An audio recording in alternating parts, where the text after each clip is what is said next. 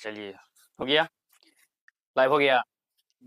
Hello दोस्तों, मैं मुकेश कुमार और आज मैं लेकर के आया हूँ अधिगम अक्षमता। सीडीपी में जो सीटेट का एग्जाम होता है उसमें जो सीडीपी में 30 नंबर का क्वेश्चन पूछा जाता है उसमें अधिगम अक्षमता एक टॉपिक है। अधिगम अक्षमता का मतलब क्या होता है, इसके बारे में आज मैं चर्चा करूंगा। आप लोग पेन और पेपर लेकर के बैठिएगा और सबको नोट डाउन करते जाइएगा। हम एक अच्छी तरीका से समझाएंगे अधिगम अक्षमता क्या है। अक्षमता का मतलब क्या होती है? कमियां।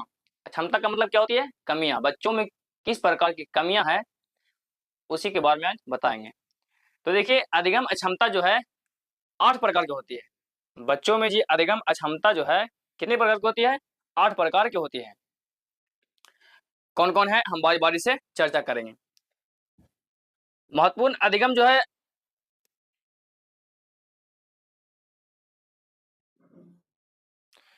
देखिएगा तो क्या है, ये मस्तिष्क द्वारा सूचनाओं का ग्रहण करने और संसाधित करने के तरीके को प्रभावित करती है और जन्मजात या न्यूरोलॉजिकल होती है। जो अधिगम अक्षमता होती है वो जन्मजात होती है, जन्म से ही होती है। बच्चों में जो अक्षमता होती है किसी किसी में जन्मजात होती है, किसी किसी में जन्म लेने के बाद भी हो सकता है। तो पहले देखिए, पहला क्या है, ये डिसलेक्सिया। देखिएगा, डिसलेक्सिया के बारे में हम लोग बताएंगे। नहीं, गलती हो गया है, यहाँ पे पहला कर लीजिए। डिसलेक्सिया के बारे में बताएंगे। यह पढ़ने से संबंधित अक्षमता है। इससे पीड़ित बच्चों को शब्द को पहचानने, ध्वनि को मिलाने और धारा प्रवाह पढ़ने में कठिनाई होती है। डिसलेक्सिया में क्या होता है, बच्चा ठीक तरीका से पढ़ नहीं पाता है, उसको पढ़ने में क्या होगा, कठिनाई होगी, अच्छा से पढ़ नहीं पाएगा। जो वर्ड उसके सामने है वो बोल नहीं पाएगा। जैसे देखिए, हम एग्जाम्पल लेकर समझाते हैं। आजकल के डेट में एक मिलता है क्या, लक्ष्य समून। अब लक्ष्य जो है इसको याद कैसे करना है, डिसलेक्सिया को याद करने का तरीका है। अब लक्ष्य को उसको लक्ष्य पढ़ने नहीं आ रहा है, लक्ष्य कुछ और पढ़ रहा है। तो लक्ष्य मतलब डिसलेक्सिया। देखिए बोलने में क्या लग रहा है, डिसलेक्सिया। लेक्सिया से कुछ मतलब पकड़िएगा। डिसलेक्सिया और लक्ष्य में ये दोनों को रिलेट करके याद कीजिएगा कि डिसलेक्सिया में लक्ष्य बोलने नहीं आ रहा है। जब बच्चा को बोलने पढ़ने पढ़ने से संबंधित जो ये विकार है इसको ठीक से पढ़ने नहीं आ रहा है, लक्ष्य लिखा हुआ है उसको पढ़ने नहीं आ रहा है, तो बच्चा को पढ़ने में दिक्कत होती है, वो डिसलेक्सिया से ग्रसित है। ध्वनि को मिलान और धारा प्रवाह का मतलब होता है लगातार, वो लगातार पढ़ नहीं पाता है। जब भी किसी बुक को उसको रीडिंग देने के लिए कहिएगा वो टोटो के देगा, एकदम एक एक पढ़ के देगा। तो उनको क्या है, डिसलेक्सिया है। उस बच्चा जो है डिसलेक्सिया रोग से ग्रसित है। तो हम लोग आगे देखेंगे, डिसलेक्सिया का मतलब समझ गए होंगे। अगला है डिसग्राफिया। देखिएगा, डिसग्राफिया का मतलब क्या होता है, यह लिखने से संबंधित अक्षमता है। इसमें खराब लिखावट, बटनी में गलतियां और लिखने में कठिनाई होती है। बच्चा जब लिख नहीं सकता, बच्चा को लिखने में कठिनाई हो रही है, बढ़िया से पेन नहीं पकड़ पा रहा है, छोटा बच्चा है और उसको जब वो विद्यालय गया, विद्यालय में क्या किया, विद्यालय में गया तो उसको लिखने में कठिनाई हो रही है। जिस बच्चा को लिखने में कठिनाई होगी, जिस बच्चा को लिखने में कठिनाई होगी उसको क्या होगा, कौन सा रोग से ग्रसित है, वो डिसग्राफिया से ग्रसित है। डिसग्राफिया को याद कैसे करना है, सर डिसग्राफिया का मतलब क्या होता है, डिसग्राफिया, ग्राफ देखिए, डिस का मतलब होता है ब्रेक। अब ब्रेक अंग्रेजी में होता है डिस, डिस का मतलब होता है ब्रेक, ब्रेक का मतलब होता है कमी। अग्राफिया, ग्राफिया का मतलब होता है ग्राफ। ग्राफ हम किस पे पढ़ते हैं, 10वां में आप लोग पढ़े होंगे। ऐसा थोड़ी है कि बिना 10वां पास के आए हैं, 10वां पास किए होंगे, डीएलएड किए होंगे या बीएड किए होंगे या बीए के बाद बीएड किए होंगे तो करके आए हैं। तो देखिएगा 10वां में हम लोग को मैथ में एक चैप्टर था पढ़ने का, ग्राफ, ग्राफीय विधि। तो ग्राफ हम किस पे पढ़ते हैं, ग्राफ पढ़ते हैं कॉपी पे, ऐसे करके पढ़ते थे ग्राफ, और इसमें ये मिलाते थे, ऐसे मिलाते थे, ऐसे मिलाते थे, और इसमें क्या करते थे, लिखते थे कि ये समीकरण 1 है, समीकरण 2 है। तब ग्राफ हम किस पे पढ़ते हैं, तो कॉपी पे। और कॉपी पे कुछ कैसे, लिख के ना कि बोल के, ग्राफ कैसे पढ़ा जाता है, लिख के। तो लिखने में समस्या होना, यानी ग्राफ उसको पढ़े नहीं आ रहा है, लिखने में समस्या होना डिसग्राफिया कहलाएगा। सीधी सी बात है। हम लोग याद रखेंगे डिस्ग्राफिया को किस तरीके से, लिखने में कमी, उसको लिखने नहीं आ रहा है, इसमें खराब लिखावट है, अगर लिख भी रहा है तो टेढ़ा मेढ़ा लिख रहा है, कैसे अक्षर लिख रहा है, तो क्या होगा, उसको वर्तनी सही नहीं है। अगर कठिनाई लिख रहा है, चाहे परीक्षा लिख रहा है, कठिनाई हुआ इसे, यदि परीक्षा लिख रहा है तो परीक्षा में कैसे कुछ और लिखा गया, अगर कोई लिख रहा है मतलब कुछ भी लिख रहा है कि अगर डिस्ग्राफिया लिख रहा है तो कोई ऐसे लिख रहा है डिस्ग्राफिया, डिसग्राफिया, तो ये गलती है, ऐसे नहीं लिखाएगा। तो क्या होता है, डिस्ग्राफिया का मतलब होता है लिखने से संबंधित विकार, लिखने से संबंधित अक्षमता, इसमें खराब लिखावट, वर्तनी गलतियां और लिखने में क्या होती है, कठिनाई है, जिसको जो बच्चा लिखने से जो बच्चा लिखने में असक्षम है वो डिस्ग्राफिया का क्या है, शिकार है। अगला है डिसकैलकुलिया। देखिएगा डिसकैलकुलिया का मतलब क्या होता है। डिसकैलकुलिया यह गणितीय से संबंधित अक्षमता है, इसमें संख्याओं को समझने, गणितीय कार्य को, अवधारणाओं को सीखने में समस्या होती है। कोई बच्चा है और उसको गणित के गणना, जैसे 1 2 नहीं आ रहा है, चाहे उसको 2 जोड़ 2 नहीं आ रहा है, यदि 2 जोड़ 2 दे दिए तो 22 लिख देगा, जो गलती है, उसको जोड़ने नहीं आ रहा है। किसी को 1 2 नहीं आ रहा है, किसी को मान लीजिए कि जोड़ घटाव नहीं आ रहा है, उसको गणित की गणना करने में क्या हो रही है, अक्षमता हो रही है, वो गणित को गिन नहीं पा रहा है, जोड़ नहीं पा रहा है। इसमें संख्याओं को समझने और गणित कार्य को, अवधारणाओं को सीखने में समस्या हो रही है उसको, मतलब तर्क वितर्क नहीं कर पा रहा है। बच्चा जो है 7 6 में है, 6 7 में है, 8 9 में है और तर्क वितर्क नहीं कर रहा है, तो क्या है, कौन सा रोग से ग्रसित है, वो डिस्कैलकुलिया से ग्रसित है, वो बच्चा डिस्कैलकुलिया से ग्रसित है। अब इसको याद कैसे रखेंगे, देखिएगा, डिस का मतलब ब्रेक है, ब्रेक का मतलब क्या, कमी, हम डिस माने ब्रेक बताए हैं, ब्रेक माने कमी।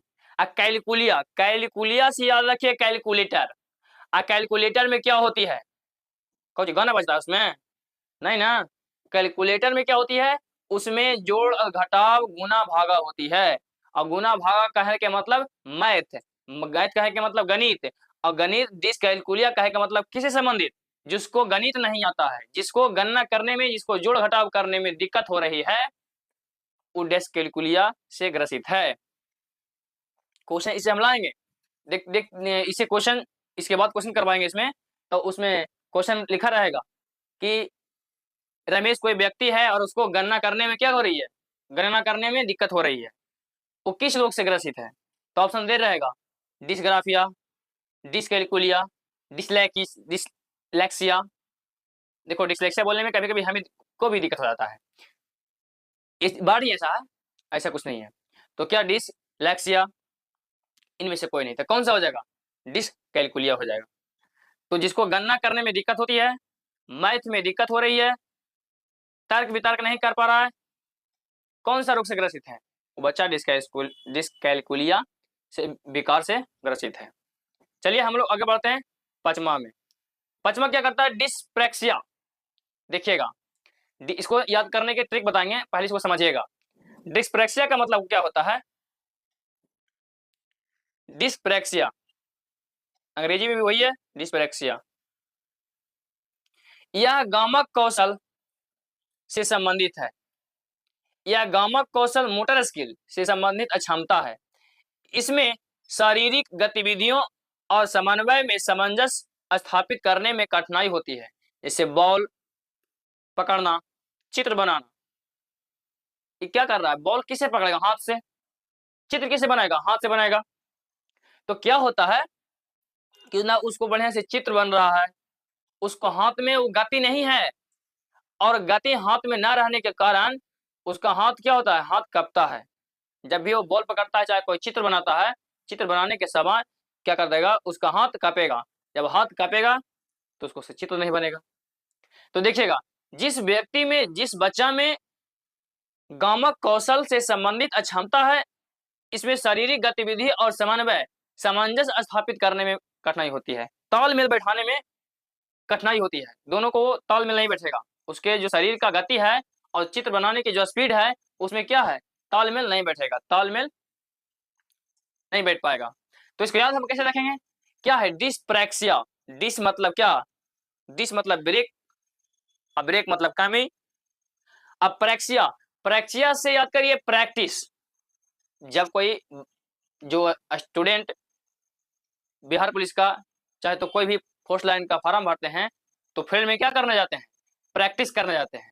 प्रैक्सिया, प्रैक्टिस कौन सी करते हैं, अपने दिमाग के करते हैं नहीं, अपना शरीर को प्रैक्टिस करते हैं, डेली राउंड लगाते हैं, दौड़ते हैं और क्या करते हैं, वो दौड़ करके अपना क्या बोलते हैं उसको, प्रैक्टिस करते हैं। तो प्रैक्टिस करते हैं दौड़ करके, कोची के गति, गति देते हैं किसको, अपने शरीर को, शरीर को गति देना। डिस्प्रैक्सिया, गति का मतलब होता है क्या, गामा कौशल से संबंधित अक्षमता। वो जो है अपना बढ़िया से गति नहीं दे पा रहा है, अपना शरीर में गति नहीं दे पा रहा है, तो कौन सा रोग से ग्रसित होगा, डिस्प्रैक्टिस से ग्रसित होगा। अपने तालमेल को नहीं बैठा रहा है, चित्र बनाने में उसको दिक्कत हो रही है, गेंद को पकड़ने में दिक्कत हो रही है। अब गेंद आ रहा है, अब देख रहा है कि गेंद आ भी रहा है, लेकिन जितना वेग से वहां से गेंद आ रही है उसको पकड़ने में, उतना पकड़ने में सक्षम नहीं है, बच्चा जो है सक्षम नहीं है, अक्षम है। तो कौन सा रोग से ग्रसित है, डिस्प्रेक्सिया से। उनके दिमाग के साथ उनका जो शरीर है मतलब कि तालमेल नहीं बैठा पा रहा है। जितना जल्दी उसका दिमाग कहता है कि गेंद को पकड़िए, उतना जल्दी वो गेंद को नहीं पकड़ पा रहा है, क्योंकि उसके शरीर उसको साथ नहीं दे रहा है, उसको गति कम है। तो कौन सी मतलब कि गति होगी, डिस्प्रेक्सिया से वो बच्चा क्या होगा, ग्रसित होगा।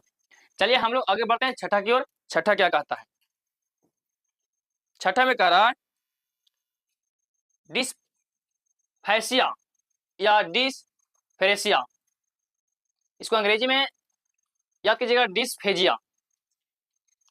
डिस्फेजिया याद कीजिएगा तो बहुत अच्छे से याद होगा। डिस्फेजिया का मतलब क्या होता है देखिएगा, डिस्फेजिया में क्या होता है, अफेजिया, एफेजिया, यह वाक बोलने और भाषा क्षमता से संबंधित अक्षमता है। डिस्फेजिया में होता है कि सही से बात बोल नहीं पाता है, हम जो बात हम बोल रहे हैं और सामने वाला व्यक्ति है जो डिस्फेजिया से ग्रसित है, डिस्पैरिसिया से ग्रसित है, अफेसिया से ग्रसित है, वो क्या करेगा, मेरी बातों को ध्यान से सुन नहीं पाएगा, दोनों में तालमेल नहीं बैठता है, जो हम बोल रहे हैं वो समझ नहीं रहा है, चाहे वो बोल रहा है तो हम नहीं समझ रहे हैं। तो ये दोनों में क्या हो रही है, बातों का तालमेल नहीं बैठना, बातों का तालमेल नहीं बैठना क्या कहलाएगा, डिस्फेजिया कहलाएगा। फेज का मतलब इसका याद कैसे करना है, फेज, हमारा फेज और उसका फेज मेल नहीं कर पा रहा है, दोनों का फेज मेल नहीं कर पा रहा है, इसीलिए क्या होगा, दोनों का बात नहीं बनेगा। वो जो कुछ और बोल रहा है, हम कुछ और बोल रहे हैं, यानी बोलने में कमी होती है, जिसको डिस्फेजिया कहा जाता है, अफेसिया कहा जाता है, डिस्फेरेसिया कहा जाता है। वाक बोलने और भाषा अक्षमता से संबंधित, भाषा क्षमता से संबंधित अक्षमता को डिस्फेजिया बोला जाता है। दोनों के वाक में तालमेल नहीं बैठना डिस्फेजिया कहलाएगा। चलिए अगला हम लोग देखते हैं डिसऑर्थोग्राफिया। देखिएगा सातवां क्या है, डिसऑर्थोग्राफिया। डिसऑर्थोग्राफिया में क्या होता है, यह मुख्य रूप से वर्तनी संबंधित विकार है। वर्तनी मतलब बोली, ये बोली वाला विकार है, ठीक से बच्चा बोल नहीं पाता है, सुनेगा तो ठीक लेकिन बोल नहीं पाएगा बेचारा। और जो नहीं बोल पाता है तो क्या होता है, इसे फेजे में क्या था, दोनों का बोली मतलब कि समझ नहीं पाता था, और बच्चा जो है मुर्गा या अथी में नहीं कर पाता था, मुर्गा और मोर में फर्क नहीं कर पाता था, दोनों को लगता है कि मुर्गे है। लेकिन इसमें क्या होता है, डिसऑर्थोग्राफिया में क्या होता है, इसमें वर्तनी माने बोली में बच्चा समझेगा जरूर, लेकिन उसको बोलने में क्या होती है, दिक्कत होती है, वो बोल नहीं पाएगा, उनको बोलने में क्या होगी, दिक्कत होगी, सही से बोल नहीं पाएगा। तो डिसऑर्थोग्राफिया यह मुख्य रूप से वर्तनी संबंधित विकार है। अगला हम लोग देखेंगे आठवां। आठवां में क्या है, ऑडिटरी प्रोसेसिंग डिसऑर्डर। डिसऑर्डर देखिए, डिसऑर्डर, ऑडिटरी प्रोसेसिंग डिसऑर्डर, यह श्रवण मतलब सुनने संबंधित जानकारी को संसाधित करने में कठिनाई होती है। डिसऑर्डर का मतलब होता है क्या, बच्चा सही से सुन नहीं पाएगा, और जब बच्चा सुन नहीं पाएगा तो ठीक से समझ नहीं पाएगा। इसमें सुनने से संबंधित विकार है।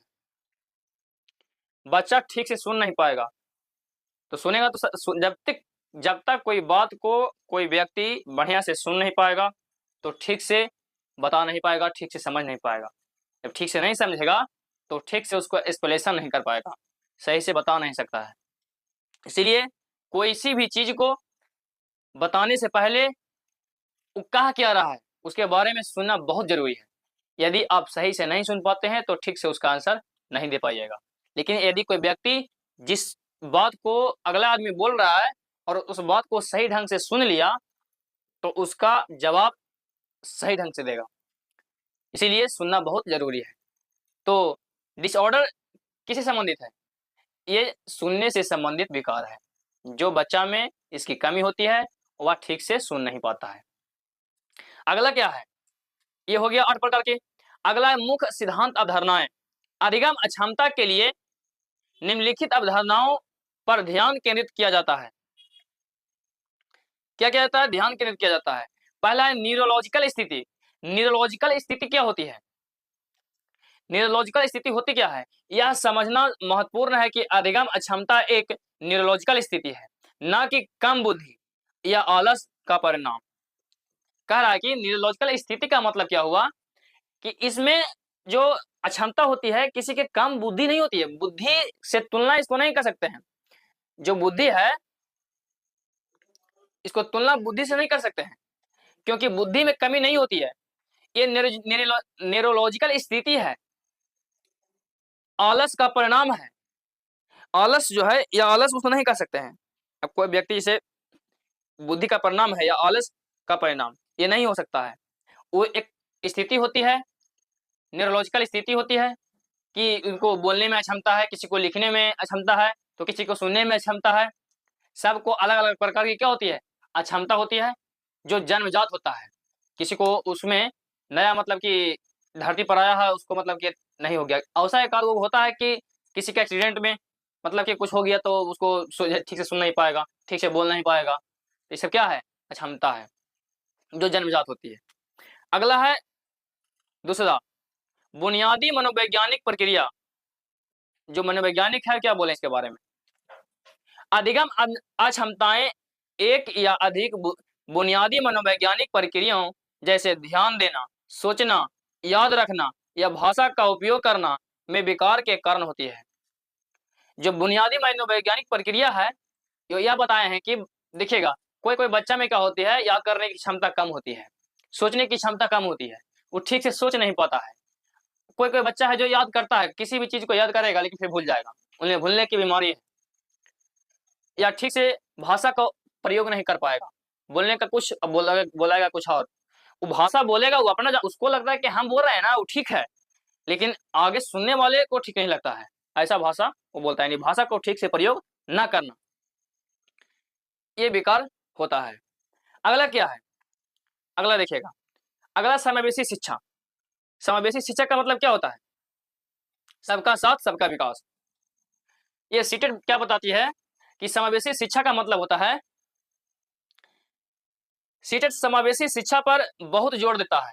इसमें यह समझना शामिल है कि अधिगम अक्षमता वाले छात्र की जरूरतों को नियमित कक्षाओं में कैसे पूरा किया जाए, जैसे अतिरिक्त समय देना, अस्काइब प्रदान करना, विशेष ध्यान शिक्षण रणनीति का उपयोग करना। अधिगम क्या कहता है? समावेशी शिक्षा का मतलब होता है सबका साथ सबका विकास।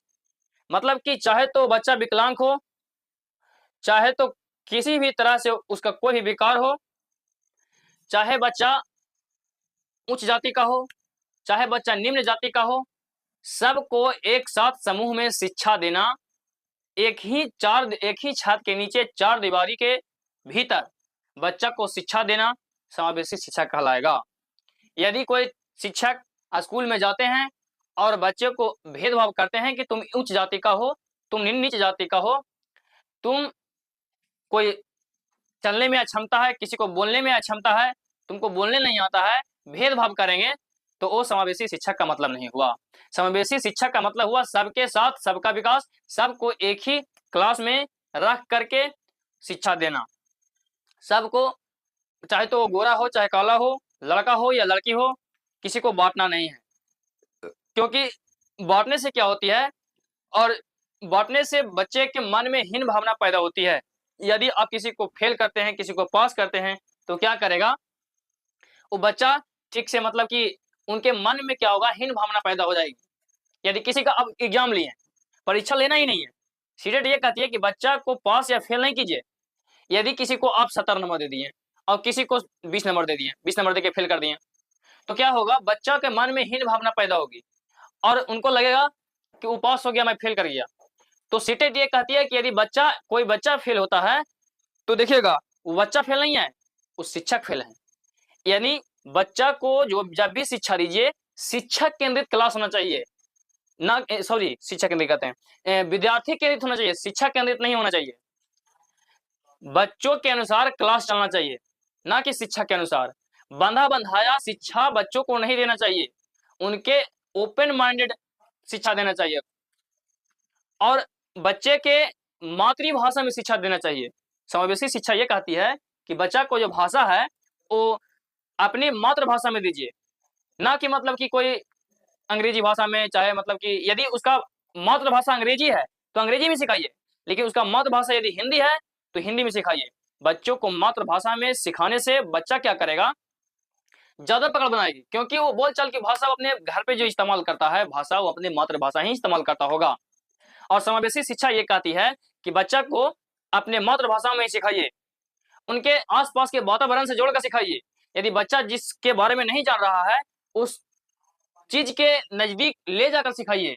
यदि बच्चा को देखता होगा 9वां में 8वां में बच्चा को घुमाने के लिए क्यों ले जाता है, क्योंकि टीचर जब बुक में पढ़ाते हैं कि देखिए जी ताजमहल ऐसा है जी, तो सिर्फ बच्चा ताजमहल देख करके वो अनुभव नहीं कर पाता है कि कैसा है। लेकिन यदि बच्चा को वहां पर ले जाकर सिखाया जाएगा कि देखिए ताजमहल ये है जी, तो वो देखेगा कि हाँ ताजमहल में 120 का कैमरा है जी, मतलब रूम, कमरा का मतलब रूम है जी, और उसके बारे में बताएगा कि ताजमहल जो है कौन बनाया था, शाहजहां ने बनाया है जी। उसके बारे में बहुत सारी चीज वहाँ वहाँ गेला पर बच्चा को पता चलता है। लेकिन यहाँ पे बता देगा कि देखिएगा जी कैमरा वहाँ 120 गो रूम उसमें है जी, तो 120 गो रूम गिन थोड़ी जाएगा, लेकिन वहाँ गिन जाने पर अंदर हेल के देखेगा, गिनेगा कि हाँ सही में है, ये मुमताज के याद में बनाया था शाहजहां ने, सब चीज मतलब कि वहाँ पहुंचने पर क्या करेगा। इसीलिए बच्चा को टूर पर ले जाइए और टूर पर ले जाके उस चीज को बताइए। समावेशी शिक्षा ये कहती है। चलिए देखिएगा अगला क्या है, लचीलापन। लचीलापन का मतलब क्या होता है, फ्लेक्सिबिलिटी। शिक्षकों को इन बच्चों की व्यक्तिगत जरूरतों को पूरा करने के लिए अपने शिक्षण के तरीकों और मूल्यांकन में लचीला होना बहुत जरूरी है।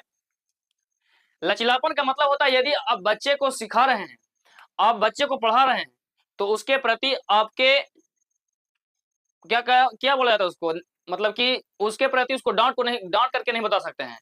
उसको फ्रेंडली होइए और उससे बात कीजिए और उससे पूछिए क्या समस्या है। जब फ्रेंडली बात करेंगे बच्चों से तो क्या करेगा, आपको बताएगा, आपको बताएगा और समस्या को बताएगा और कहेगा। जब एक बार उसको बच्चों को होमवर्क आप दीजिए और देने के बाद उसको फ्रेंडली रूप से उससे बात कीजिए और उसको समझाइए, थोड़ा सा पढ़ दे दीजिए, पढ़ दे दीजिए मतलब सहारा दे दीजिए। पढ़ देने का मतलब होता है सहारा देना, अलामबाग, ये सब क्वेश्चन में आ जाए सब पॉजिटिव बात है। और ये कौन दिए हैं, वाइगोस्की दिए हैं, सामाजिक संस्कृति सिद्धांत। तो क्या कीजिए, बच्चे के साथ लचीलापन लाइए, कठोरता नहीं लाना है। इन्हें कि होमवर्क दे दिया अब बच्चा नहीं बनाया तो उसको पीटने लगेंगे, नहीं, बच्चा को पीटना नहीं है, उसके साथ कठोरता वाली व्यवहार नहीं करना है, उसके साथ साथ लचीलापन वाली व्यवहार करना है। तभी बच्चा आपसे सीख पाएगा और उसको सीखने में मजा आएगा। देखिएगा यदि आप उससे फ्रेंडली बात करेंगे तो बच्चा क्या करेगा, आपसे बार बार आके आपसे बात करने की कोशिश करेगा और बार बार आपसे पूछेगा सर ये कैसे करें, सर ये चीज ऐसे हो गया, हम ये बना लिए सर, हमको टास्क दीजिए, आओ बनाएंगे सर, हम यहाँ बनाए हैं सर, हम घर घर से भी बना कर लाएंगे, हमको घर वाला होमवर्क दे दीजिए। बच्चा क्या करेगा, अपने से आप आकर के मांगेगा। बच्चा को यदि आप लचीलापन से बात करेंगे, फ्रेंडली होकर बात करेंगे, तो उसमें सीखने की क्षमता जो होती है, सीखने की रुचि बढ़ जाती है। तो इस तरह से क्या कीजिएगा, लचीलापन लाइएगा बच्चों के साथ। तो देखिएगा आज मैं ले बताया क्या अधिगम अक्षमता के बारे में कि अधिगम अक्षमता क्या होती है। इसे कई सारा क्वेश्चन आपसे बन सकता है और कई सारे क्वेश्चन पूछा जाता है। तो इसीलिए जब भी मेरा क्लास कीजिए तो एक पेपर और एक पेन लेकर के बैठ जाइए, एक कॉपी और एक पेन लेकर के बैठ जाइए और उसको नोट डाउन के ले जाइए। कहा कि जब तक आप लिखिएगा नहीं, आपको कितनों सेट मार लीजिए, मान लीजिए कि आप सेट मारने गए और अधिगम अक्षमता से क्वेश्चन गलती हो गया, तो ठीक है, गलती होना बड़ा बात नहीं है, गलती सबसे होती है। लेकिन गलती हुआ है, कहाँ गलती हुआ है, उस चीज को हम किस में देखेंगे। यदि मेरे पास फेयर रहेगा, कॉपी में लिखा हुआ रहेगा, तो क्या करेंगे, वो कॉपी के जाके खोल के देखेंगे कि हमको यहाँ गलती हुआ है, इस वजह से गलती हुआ है, अगला बार ये गलती नहीं होगा, ये गलती होने ही नहीं देंगे। इस चलते हम बार बार कहते हैं जब भी पढ़िए अपने हाथों से लिख कर पढ़िए। यदि कोई टीचर बोलते हैं कि हम नोट्स दे देंगे, ये कर देंगे, वो कर देंगे, ठीक है आप नोट्स दे देते हैं, लेकिन आजकल के बच्चा नोट्स पढ़ता क्या हुआ है, 20% बच्चा नोट्स पढ़ता है, 80% बच्चा नोट्स नहीं पढ़ता। इसीलिए हर साल सीटेट में 15 लाख 16 लाख फॉर्म भराता है, प्राइम भराता है, लेकिन पास क्या होता है, 3% 4%, 1 लाख 2 लाख बच्चा पास होता है, 3 लाख पास होता है, बस इससे ज्यादा पास ही नहीं होता है। कारण कुछ है, यही कारण है, वो थ्योरी ठीक से नहीं पढ़ पाता है। बच्चा सीटेट अगर पास करना चाहता है तो सबसे पहले वो थ्योरी पढ़े। कोई कहता है कि हम 10 दिन में पास कर गए, 20 दिन में पास करेंगे, कोई कहता है हम 5 दिन में पास कर गए। 5 दिन में का मतलब कि माता के घर से निकल के आया है और मतलब कि 5 दिन में पास कर गया, ऐसा नहीं है। कहीं ना कहीं पीछे वो मेहनत किया है, तब वो आया है खाली और आके सेट मार के चला गया है, कहा कि उसके बारे में जानकारी उसको है, तब वो निकल गया है। लेकिन कोई कहे कि हम ऐसा ही मतलब आए हैं और आकर के 10 मिनट पास पढ़ के चल गए, ये नहीं, गलत बात है। कहा कि कहीं ना कहीं पीछे उसको मेहनत रहता है। तो इसीलिए आप पहले थ्योरी को बढ़िया से समझ लीजिए, उसको बाद क्वेश्चन बनाइए, देखिए बनाने में मजा आएगा। यानी 30 सीडीपी में 30 में 30 नहीं आया तो जे कहिएगा जे। हम लोग जब शुरू शुरू बनाते थे तो हम लोग को समझ ही में नहीं आता था कि ये सब होता क्या है, लेकिन हम लोग पहले क्या किए, लिखें, उस चीज को लिखें और उस चीज को समझें, उसको बाद सेट मारे। तो सेट मारते थे तो गलती होता था, ऐसा थोड़ी है कि गलती नहीं होगी, गलतियां होगी, लेकिन गलतियां होने के बाद जहाँ गलती होती है उस चीज को हम लोग कॉपी में खोल के देखते थे कि हाँ यहाँ हम गलती किए हैं, अगला बार से गलती नहीं होगी। जहाँ गलती होती थी वहाँ अंडरलाइन कर दिया जाता था कि हाँ हम गलती किए हैं, अगला बार से गलती नहीं होती थी। अब पक्का नहीं होती थी, कहा क्या जब बार बार गलती थोड़ी होगा, एक बार जब गलती हो गया दोबारा गलती थोड़ी होगा। इस चलते गलती कर करके सीटेट ये कहती है कि बच्चा जो गलती करके ही सीखता है, क्या करता है, बच्चा जो बार बार गलती करके नहीं सीखता है। इसीलिए गलती होने से घबराइए नहीं, जो कहते हैं वो कीजिए, एकदम 100% क्या 110% सीटेट निकलेगा, ये वादा है मेरा। चलिए तो आज के लिए इतना ही है, अब मिलते हैं नेक्स्ट वीडियो में, तब तक के लिए थैंक यू सो मच।